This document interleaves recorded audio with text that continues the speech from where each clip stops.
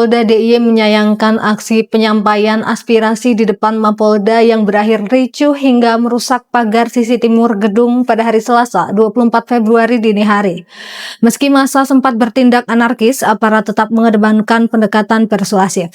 Kabid Humas Kombes Pol Ihsan menegaskan bahwa situasi kini telah terkendali dan dipastikan tetap aman kondusif.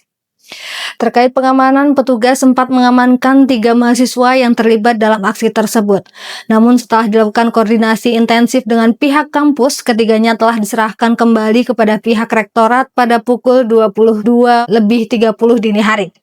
Langkah ini diambil sebagai bentuk pembinaan dan upaya mendinginkan suasana pasca ketegangan di lapangan.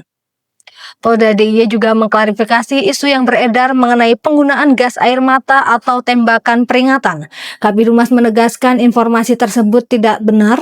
Suara ledakan yang terdengar murni berasal dari petasan yang dibawa oleh massa aksi, bukan dari tindakan kepolisian. Selain fokus pada pengamanan, Polda DIY menyampaikan bela sungkawa mendalam atas peristiwa di Tual, Maluku yang memicu aksi ini. Pihak kepolisian turut mengapresiasi sinergi masyarakat dan unsur jaga warga dalam menjaga stabilitas wilayah. Saat ini arus lalu lintas di depan Mapolda telah kembali normal dan aktivitas warga berjalan seperti biasa.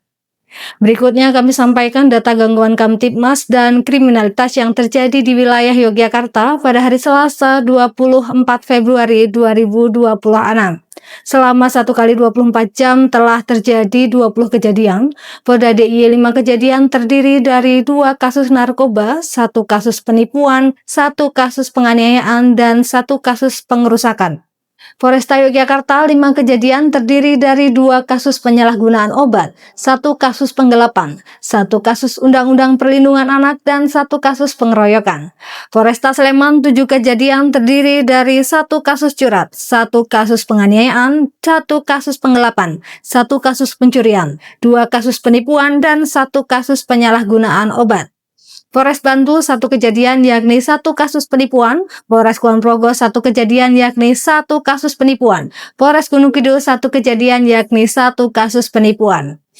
Berdasarkan data gangguan Kamtibmas selama 1 kali 24 jam terakhir, kami mengimbau seluruh Jogja untuk terus meningkatkan kewaspadaan serta kepedulian terhadap keamanan lingkungan.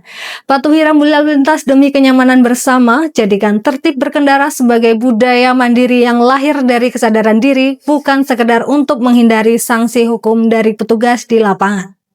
Dengan sinergi yang baik, mari wujudkan situasi lalu lintas di Yogyakarta yang tertib, aman, dan nyaman.